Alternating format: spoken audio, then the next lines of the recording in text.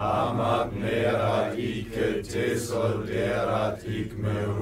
once was a ship that put to sea. Hey y'all, Dave here. Welcome to my main channel where I mostly discuss topics centered around philosophy and atheism. In this video I'm going to be talking about a particular idea that holds some nostalgia for me, as it's the very first philosophy related thing I learned when I did my BA in philosophy, and that's the Ship of Theseus. Most people have probably heard of this one, as it's one of those that has become intertwined with Western culture. I've heard that! Even if we haven't heard of the Ship of Theseus, we might have heard one of the many variants of it that are out there. We'll start with a brief description of the Ship of Theseus, and then break it down a little bit more and look at a few of the questions that it wants us to ask, and we'll use a few other similar examples to ask those questions. But hey, I'm just a normal kid, like you, except that I ask questions. Then we'll look at some variations of the Ship of Theseus, one of which adds a very interesting twist to the thought experiment. Very interesting. After that, we'll wrap up this short video on the topic. Of course, there is plenty to discuss about personal identity, and we will discuss it in future videos, as this is going to be a series of videos. So, what is the Ship of Theseus? The Ship of Theseus comes to us from Plutarch, a Greek philosopher, historian, biographer, essayist, and priest at the Apollo Temple in Delphi.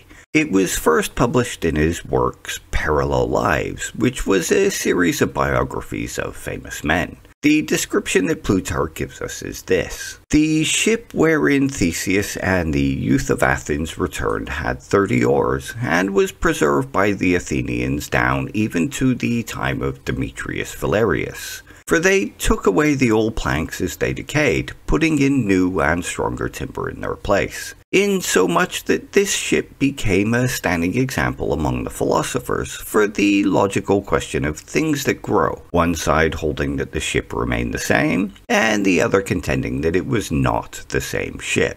And that's it. That's the Ship of Theseus from Plutarch. It's short and sweet. It's a very simple thought experiment intended to get us pondering about the ideas of identity and sameness and what it means for something to be the same thing over time. So let's break it down a little bit and discuss it a little more.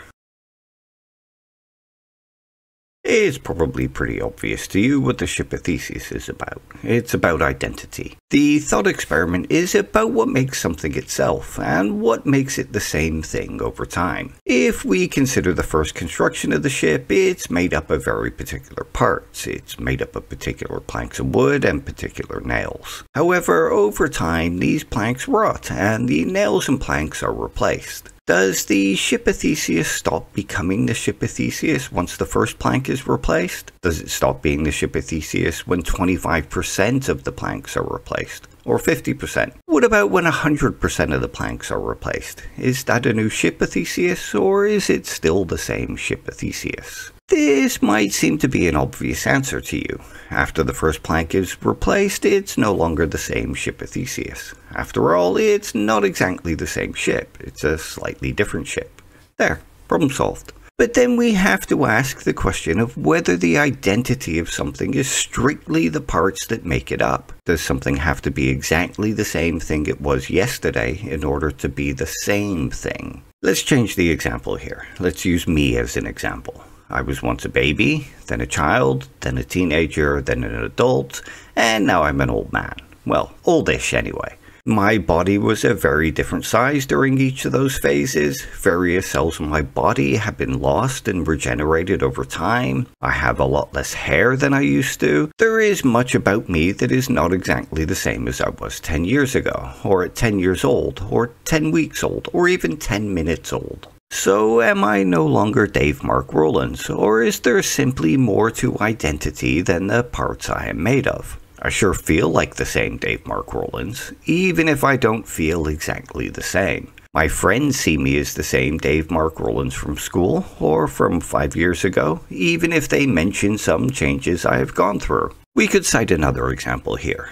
Consider carving names into a tree that you and your girlfriend used to sit under in the summer. 5 years later, that tree will have undergone a lot of physical transformations. It will have grown, all of its leaves will have been replaced. It may even have new carvings in it from other people. And let's consider that you have since married your girlfriend, so she is now your wife. You and her return after 5 years and have a picnic under the tree with your names carved into it. Are you the same couple having a picnic under the same tree? I'll leave you to ponder on those questions while we move on to some variations on the thought experiment.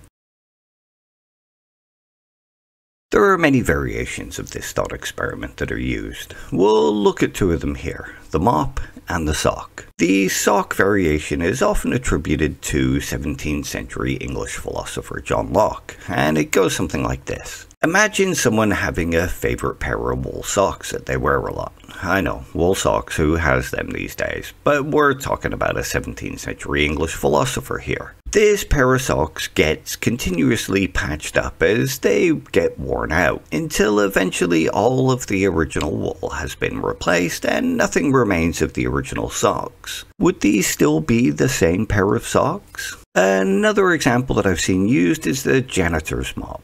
This is one that I've seen used by everyday non-philosophy type people also. There is a popular janitor in a school somewhere. All the kids in the school love him. At the end of 1 year, the kids chip in to buy him a new mop as a token of their appreciation. Over time, the mop begins to wear out. First, the mop head gets replaced. Is this still the same mop? What about when the handle breaks and that also gets replaced? The mop now has none of its original parts, so is it still the same mop? Let's look at one more example of this thought experiment, one that adds a very interesting twist to the idea.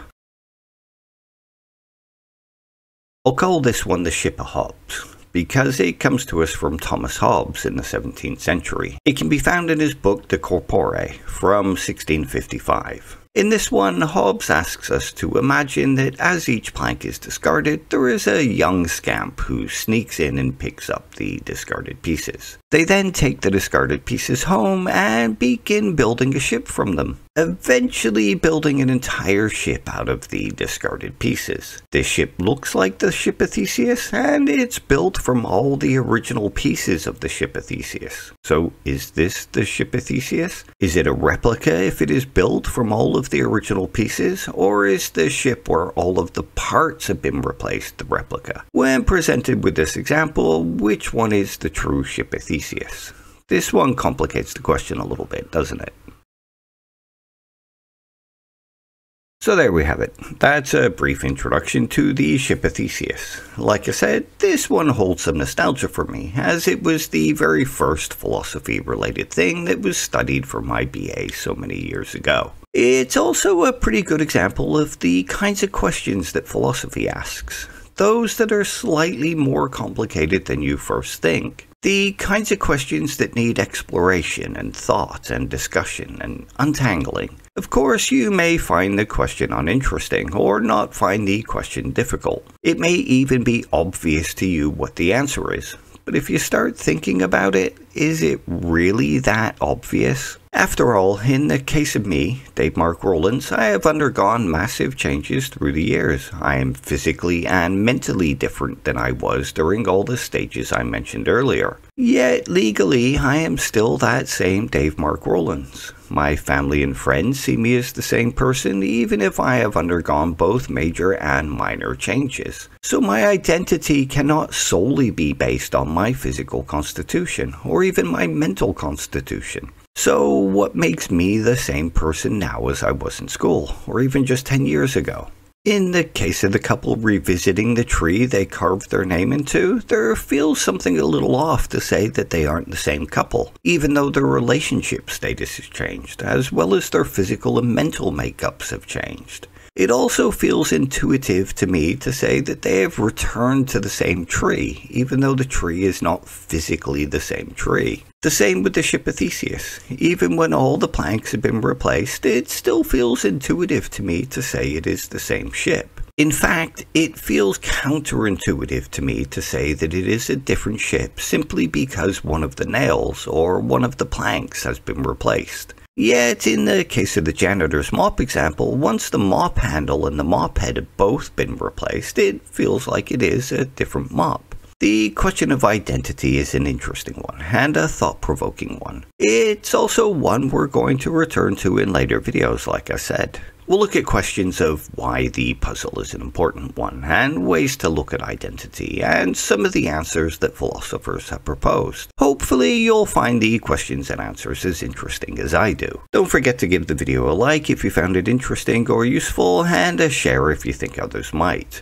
And you'd also be helping me out if you also gave me a subscribe. It's one of the most helpful things you can do for a small channel like mine. If you like this one, then there is a lot more philosophy related content on the channel to check out. I also have a Patreon page linked in the description if you want to help me out as a struggling philosophy content creator. You can also find links to my film and video game content in the description too.